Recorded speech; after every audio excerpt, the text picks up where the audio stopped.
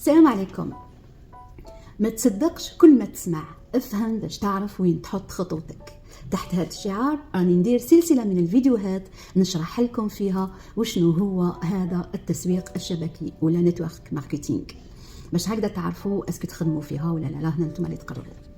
دونك اليوم الجزء الثاني، اذا ما شفتوش الجزء الاول روحوا عاودوا شوفوه. اليوم رايحين نشوفوا وشنو هو التسويق بصفة عامة. كما على بالكم اي شركة كي تنتج منتوج لازم تسوق له باش يلحق الزبون، باش يعرفوا الزبون. دونك في التسويق الكلاسيكي الشركة دير لا بوبليسيتي دو ماس، يعني بارتو في لا تيليفزيون، في لا راديو، في لي بانو هذوك تاع برا، ودوكا مع التطوير عاد تمام في لي ريزو سوسيو تو تشهر ماكسيموم، وهذا يخليها تخسر اموال طائله باش تعرف بالمنتوج تاعها.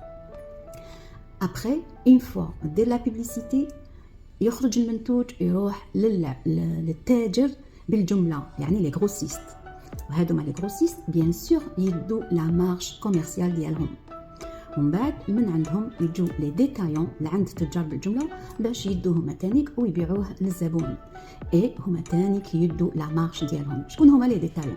عندنا لي بوتيك، لي ماغازان، يعني المحلات التجارية، عندنا اللي يبيعوا في الأسواق الشعبية ولا الأسواق الأسبوعية، وعندنا اللي يبيعوا أونلاين، يعني اللي دايرين التجارة الإلكترونية، يجيبوا من عند التجار وهما يبيعوها للزبون.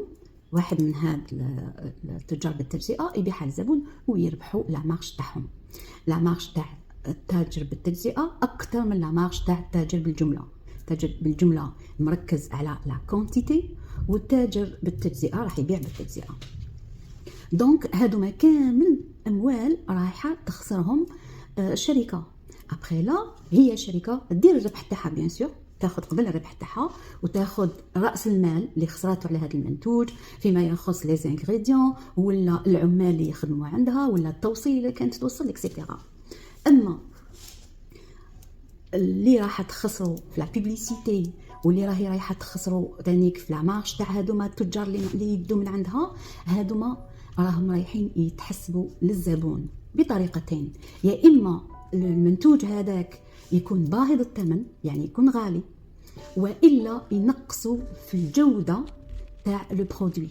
يعني لو برودوي السعر تاعو مثلا نقولوا كي يخرج من الشركه يخرج ب1 يورو، مع هذوك كامل واش راح يتكلفوا يوصل للزبون يوصل له ب 10 يورو باغ اكزومبل.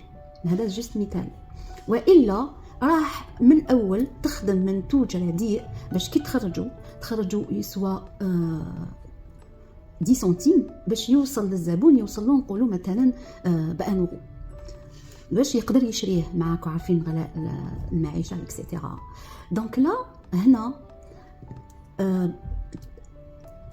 اكزاكت بعد الحرب العالمية 1945 خرجت فكرة التسويق الشبكي، وهذه اللي راني رايحة نحكي لكم عليها في الجزء الثاني، الجزء الثالث سامحوني، في الجزء الثالث اللي راني رايحة نفهمها لكم اون ديتاي كيفاش وشكون اللي اخترعها وعلاش نجحت. هي الفكرة انه الزبون كي يلحقوا المنتوج تاع الشركة في التسويق الكلاسيكي راهو رايح يتعرف على المنتوج من الاشهار، واش حاطين في الاشهار هذاك واش يعرف على المنتوج. ولكن في التسويق الشبكي ناس هما اللي يجربوا هذا المنتوج ويحكوا عليه لونتوراج تاعهم بالتفصيل، والشركات تدير لهم دورات تدريبيه لهذا الناس، لي كونسلتون سكون ابل لي كونسلتون، وتعرفهم بيان على المنتوج وهما يجربوه باش كي يهضروا عليه للانسان هذاك للزبون راهو رايح يتقنع به ويشريه، كي يستعملوا استعمال صحيح. وهنا بالنسبة للربح يكون من الشركة ديريكتومون للمستهلك، يعني للزبون عبر لو كونسلتون.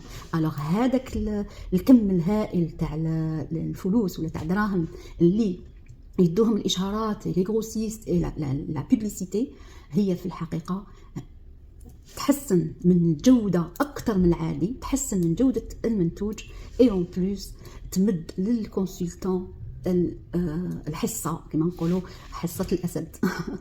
على جال هذه اللي نقول لكم المره الجايه تبعوني وراكم رايحين تفهموا اون ديتاي كيفاش هذا التسويق يتم، وكيفاش حتى يلحقوا يمدوا لهم اون مارش كبيره لي كونسلتون. تبعوني المره الجايه. السلام عليكم.